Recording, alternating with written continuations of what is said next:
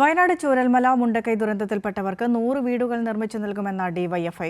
100 വീടുകൾ നിർമ്മിച്ചു നൽകുന്നതിനുള്ള ധാരണാപത്രവും സമാഹരിച്ച തുകയുടെ കൈമാറൽ ചടങ്ങും മുഖ്യമന്ത്രി ഉദ്ഘാടനം ചെയ്യും. നേരത്തെ 25 വീട് നിർമ്മിച്ചു നൽകുമെന്നായിരുന്നു ഡിവൈഎഫ്ഐയുടെ പ്രഖ്യാപനം. 100 വീടുകൾ നിർമ്മിച്ചു നൽകാൻ കഴിയുന്നതിൽ അഭിമാനമുണ്ട് എന്ന് ഡിവൈഎഫ്ഐ സംസ്ഥാന സെക്രട്ടറി വി സനോജ് പറഞ്ഞു.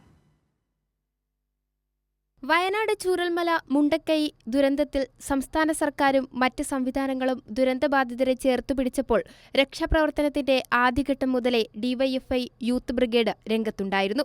ദുരന്തം ബാധിച്ച ജനതയുടെ പുനരധിവാസത്തിന് ഡിവൈഎഫ്ഐയാണ് ആദ്യമായി 25 വീട് നിർമ്മിച്ചു നൽകുമെന്ന് പ്രഖ്യാപിച്ചത്.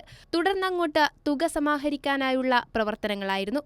പ്രവർത്തകരുടെ കഠിനാധ്വാനത്തിലൂടെ 25 വീടുകളിൽ നിന്ന് 100 വീടുകൾ നിർമ്മിക്കുന്നതിനായുള്ള തുക ലഭിച്ചു. 100 വീടുകൾ നിർമ്മിച്ചു നൽകാൻ കഴിയുന്നതിൽ അഭിമാനമുണ്ടെന്ന് ഡിവൈഎഫ്ഐ സംസ്ഥാന സെക്രട്ടറി വി സനോജ് പറഞ്ഞു.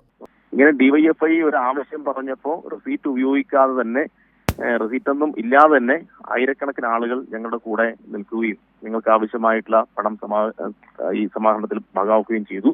അതിന്റെ ഭാഗമായിട്ട് ഞങ്ങൾക്ക് 20,44 ലക്ഷത്തിൽ കൂടുതൽ രൂപ സമാഹരിക്കാൻ വേണ്ടി കഴിഞ്ഞു. ലക്ഷം വെച്ച് ഞങ്ങൾക്ക് 25 വീടിൽ നിന്ന് 100 വീടിലേക്ക് എത്താൻ വേണ്ടി കഴിയുന്നു എന്നതാണ് ഇപ്പോഴുള്ള കാര്യം.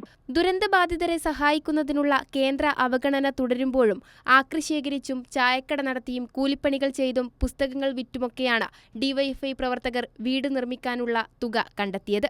ഒപ്പം പുരസ്കാര, ഫെലോഷിപ്പ്, ശമ്പള തുകകൾ സംഭാവന ചെയ്തും വിവാഹ ചടങ്ങുകൾക്ക് മാറ്റിവെച്ച തുക നൽകിയും ആഭരണങ്ങൾ ഊരിത്തന്നും സുമനസ്സുകളും ഈ ഉദ്യമത്തിനൊപ്പം കൈകോർത്തു.